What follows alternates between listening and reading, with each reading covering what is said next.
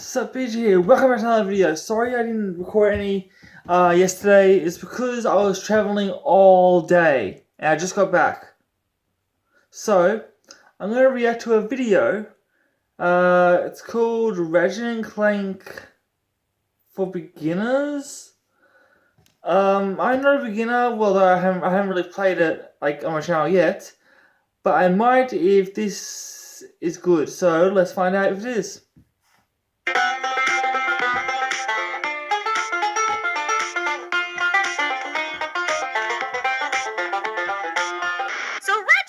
Up your arsenal. What's with these double meaning innuendo Up your titles? arsenal. Insomniac came out in 2004, and everyone was like. The game was met with critical praise since it basically took everything from Ratchet and Clank 1 and. Wait! Stop it! Wait a second. Hold on. Oh, God! It's the wrong footage. I know they look a lot. It's the wrong footage. It's the wrong footage. Anyway, the game was met with critical praise since it took everything from Going Commando and, well, just tweaked it.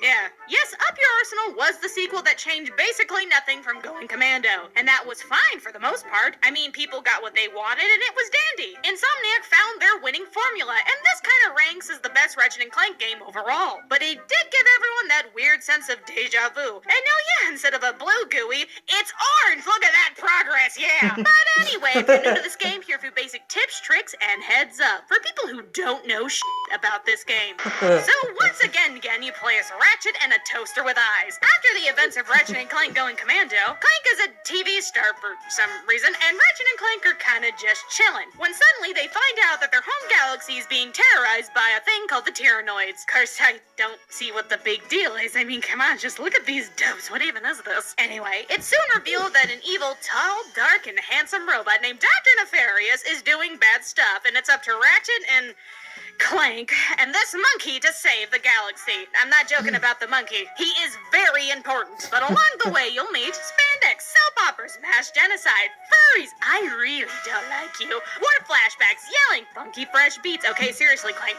off. Aggressive German. I kill more than 40 and innuendos. Now, the story is simple and funny, and yeah, we've done this tango before. Fluffy Gunpowder McGee is gonna stop the bad guy, yeah. You'll see some familiar faces. There will be some shocking minor twist, and by the end of it, you'll want to punch Cork in the face. Again. But this is the turning point of the Ratchet and Clank series, to be real. Knowing the second and the first game kinda helps if you really want to get into the story. And all future Ratchet and Clank games really reference this game a lot. So if there's a Ratchet and Clank you should probably play to enjoy the other games, it's this one. A game you want in your arsenal, if you will. Perhaps up your arsenal. In your arse, for short. Shove this game right up your ass. So like I said, this game is extremely similar to Going Commando to an almost sketchy degree. Now, I did cover a lot of the game's basic mechanics in the past 2 videos, so if you haven't seen those, I highly recommend going to watch those now. Go on. Click one of the boxes. I'll wait. You know, these games really play the same, guys. I'm running out of stuff to talk about. Click the box, you idiot!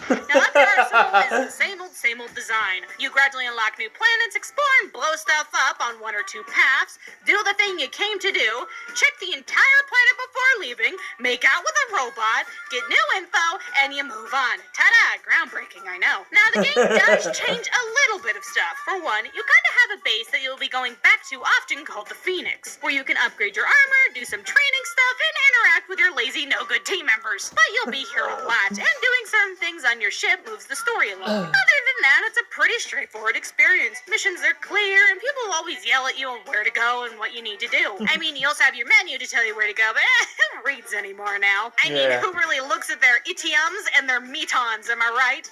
Okay, so gameplay-wise, the game still uses guns. You're still blowing stuff up, yeah. You'll be jumping around a lot, solving puzzles with items you gradually find through the world, and experiencing the carnage of war. But the guns are still the main focus, and you'll unlock new ones and progress and get the money to buy them. There are are 20 overall, and while some are very similar to the ones in previous games, you got some new ones to try out. Of course, some aren't as cool as you think. Like, yeah, I guess this is cool, but couldn't I just use this gun to blow the dude's legs off and call it a day? But you'll quickly find your favorites and stick to them throughout the game. Now, this time around, the guns can upgrade up to 5 times from usage the first time you play, and then can upgrade to level 8 after you beat the game and play in challenge mode. But baby steps, guys, let's not get ahead of ourselves. But I do recommend taking the time to upgrade at least 7 guns to a decent level, cause if not, you're gonna have to work with weapons that are underleveled, and suddenly ratchet is flatchet. As in, like, flat on the ground, dead. That was a decent joke, right? I get you're trying to be constructive. I do. Okay, you don't have to be rude. Yeah, it's not the best thing in the world. What? Jeez, it's 10:42 in the morning. I'm trying to write this freaking script on a deadline. Coffee's hard. It's hard making jokes. The game's played the same. I don't know what to say anymore. Holy crap. But real talk, don't buy the first gun, you see, because you might end up hating it soon after. But when buying a gun for the first time on the Phoenix, it will allow you to test out the weapon beforehand, which I do recommend. So while exploring worlds and getting items to access new areas is basically the same, the game adds some kind of optional, but not always optional, am I really having fun here, mission/objectives that you kind of have to do from time to time. Occasionally you'll go to a planet only to help out the Galactic Rangers from getting their little robot butts smeared across the pavement. Helping these guys out are broken up into little missions with objectives to complete. It can range from shooting the dudes to turning some thingies on to shooting the dudes in a plane and then shooting the Okay, you know what? They're not the most creative things. Now, these sections are not optional in most planets. Like, you have to help these SATACs out a lot. And video games are fun, and I love them very much. Look at how much fun I'm having. Wow! But once completing the story-based missions, it gives you optional missions as well. Of course, all you really get is money and some unique items, and unless you like this crap, I don't recommend hanging out because you really don't need them. On top of that, the game also has 5 core comic minigame thingies that you gradually find throughout the game, and you have to get through them to move the story along. They're just little platformer minigames that aren't too terribly hard, and pro tip, punch everything that moves and shoot stuff. But you only need to get through the episodes to move on, so don't sweat it about getting all the collectibles unless you're a little panicky 100% completionist. Just be an underachiever and do the bare minimum like the rest of us. Yeah, what's up, people? It's Carney Gears. Are you feeling me, robots? I'm feeling This is you. a thing that I happens. see the future, and what do I Okay. see? Robots going crazy across the galaxy. Okay.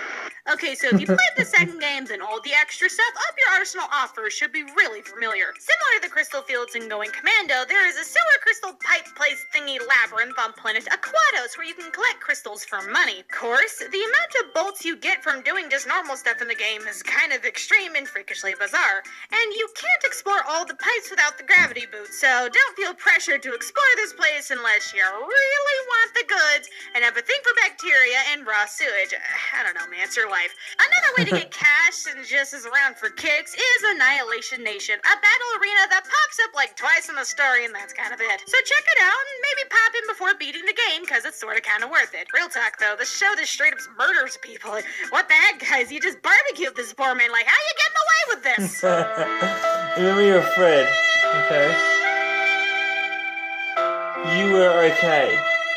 Okay. Also, there are big platinum bolts and trophies chilling in baby hidden parts of most planets, so keep an eye out. You don't need them to beat the game, but yeah, it's a trophy for you crazy folks who need a sense of purpose in life, and the big bolts let you buy special doodads in the menus, like new skins for Ratchet. Also, they completely got rid of the ship sections in the game, so don't worry about flying around or anything like that. Remember your ship. You are not okay. Okay, so here are a few tips and things you should know before you get started. Real talk, the nitro launcher is kind of overpowered, so level that crap up. Why is this so dang catchy? Like, what the hell? The rockets that glow red are the only ones that'll try to hit you when free falling. Having past Ratchet and Clank game saves will get you discounts at certain vendors. The charge boots are still a side item in this game, and they are worth getting. There are cheats that you can type in this game. Links below for cool dumb stuff. Just destroy everything all the time for extra bolts. Also, not really related to the game, but hey, my video. Did you know Dr. Nefarious also voices Andrew Ryan from BioShock? Like, I found this out recently, and I don't know, that was a neat little tidbit for you. There you go. Clank has sections in the game again, and I don't know who even cares. Don't forget, you need to be in close enough range to use your bots, and the monkey follows all the bananas. Also, Clank, go die in a hole, you fuck. So while up your arsenal is just an orange rehash of going commando, it did fix and enhance already great mechanics, and this is a game that future games build itself on. And most people see this as the last real Ratchet and Clank game on the PS2, and it didn't disappoint. And I hope this basics beginner's guide makes your gaming experience a little better. So please rate, comment, and subscribe, and I hope you have a fantastic day.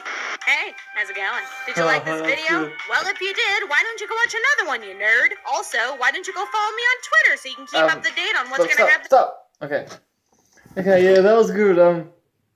I guess that's all for another video. Also, I'll tell you next video. I guess that's all for another video. Leave a comment below. Let me know if you want me, what you want to react to next. Click subscribe. It's somewhere around me. Whatever it is, just leave a thumbs up. I love you all so much. Thank you for watching. And also turn notifications on so you never miss my videos. I love you all so much. Thank you for watching. And I'll see you in the next video because we're recording one more. But until then, peace.